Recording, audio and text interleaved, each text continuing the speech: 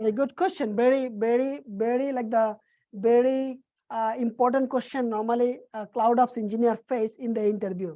A manager simply asks you, here is the code base. Tell me what you'll do. So he's asking, walk me through your deployment process. That's a simple. He's not going to tell you the every dot. He's not. He just try it out. So now you will start your process. So are you asking me to deploy it's a Node.js base or the Java? So you're asking now. Okay, it's a JavaScript. It's a Node.js. Great. So are you using the GitHub or the GitLab? So you're asking now because he gave you the basic question. We are using the GitLab. Great. Thank you. So now what I will be doing, I'm assuming I'm going to use the AWS cloud platform. And assuming I'm actually going to design my environment and then start the deployment.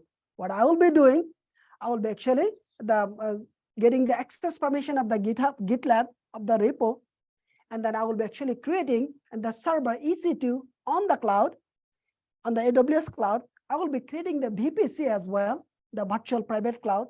I will be making sure first I will be actually separating the subnet in the private and the public.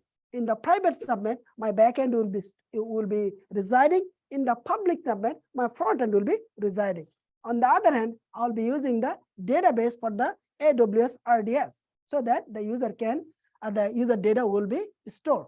So part of my deployment will be, I'll be on the front end machine, I'll be installing the Java Node.js package manager and the cloning the application. In the backend, I'll be doing the same thing. I'll be installing the Node.js, installing the package manager. Now I will be integrating the front end and backend.